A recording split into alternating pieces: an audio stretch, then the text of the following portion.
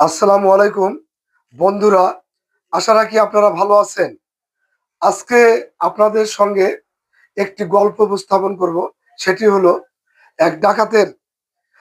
এক দেশে এক ডাকাত ছিল। সে ডাকাত তার ছেলেকে অনেক বড় বিশ্ববিদ্যালয়ে লেখাপড়া শিখিয়েছেন। সেই বিশ্ববিদ্যালয়ের অনেক ছাত্র তাকে উত্ত্যক্ত করত ডাকাতের ছেলে বলে। সে বাধ্য হয়ে তার বাবার কাছে চলে আসে। এসে তার বাবাকে বলে যে, বাবা, আমি আজ থেকে আর লেখাপড়া করব না, কারণ আমাকে বিদ্যালয়ের ছাত্রছাত্রীরা আমাকে উত্ত্যক্ত করে, আমি ডাকাতের ছেলে বলে। আমি এই ডাকাতি বিদ্যাই শিখব। তখন তার বাবা তাকে অনেক বোঝানোর চেষ্টা করে যে, বাবা দেখো, তুমি অনেক বড় বিশ্ববিদ্যালয় লেখাপড়া করেছো, মানুষের মতো মানুষ হবে। ডাকাতি বিদ্যা খারাপ, এটি করা যাবে না। আর এটি ধরা পড়লে মান সম্মান ইজ্জত চলে যাবে। তখন সে বলে যে, না, আমি আজ থেকে আপনার সঙ্গে ডাকাতি বিদ্যাই শিখবো এবং করব। সে বাধ্য হয়ে তার বাবা এক রাজার বাড়িতে ডাকাতি করতে নিয়ে যায়।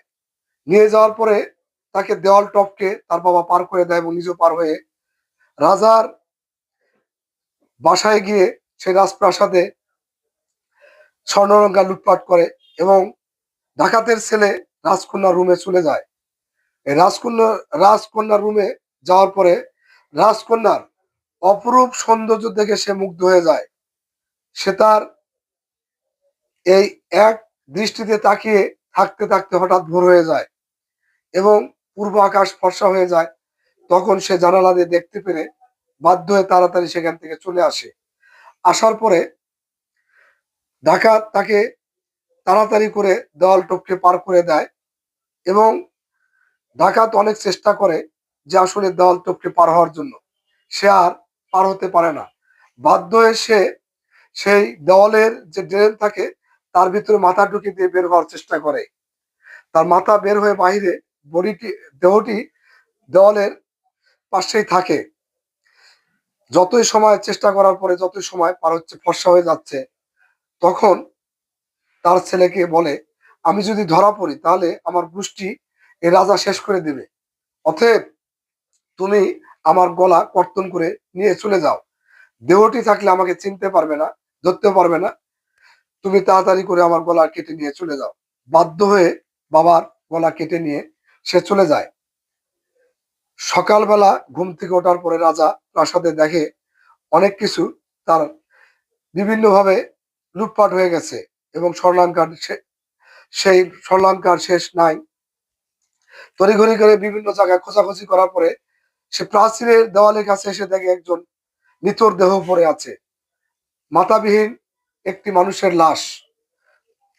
পরে রাজা সে রাজ্যে ঘোষণা করে দেয় যে এই দেহটি যদি চিতায় পোড়ানো হবে, এর মাথা যদি সেখানে নিয়ে আসে না দেওয়া হয়, তাহলে সে স্বর্গে যেতে পারবে না।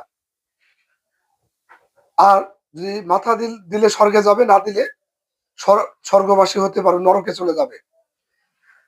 তো ডাকাতের ছেলে তখন চিন্তা করে দেখে যে আসলে এটি তো মারাত্মক বিষয়। আমি যদি আমার বাবার এই মাথাটি সে চিতায় দিতে না পারি, তাহলে আমার বাবা নরকে চলে যাবে। সে অনেক সুকৌশলে তার বাবার মাথাটি আটা ময়দা দিয়ে সে একটি আটার মণ্ডপ তৈরি করে।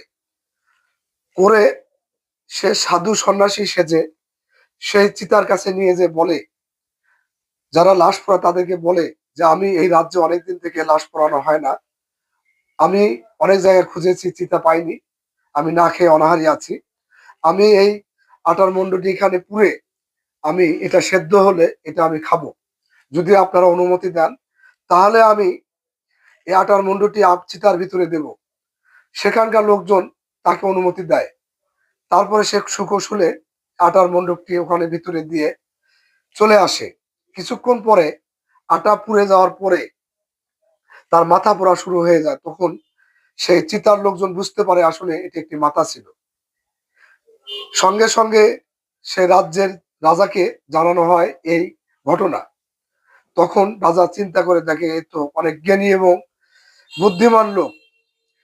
আবার সেই রাজা সেই রাজ্যে আবার প্রচার করে দেয় এই মাথা যিনি পুড়িয়ে গেছেন তিনি এই রাজ্যের যদি সঠিক তথ্য দিতে পারেন, তার বাবার বা তার স্বজনের মাথা প্রমাণ দিতে পারে, তাকে তাকে এ রাজ্য পরিচালনার ভার দেওয়া হবে। সে ডাকাতের ছেলে শোনার পরে সে সেখানে চলে যায়। যার পরে ডাকাতের ছেলে রাজাকে সব ঘটনা খুলে বলে।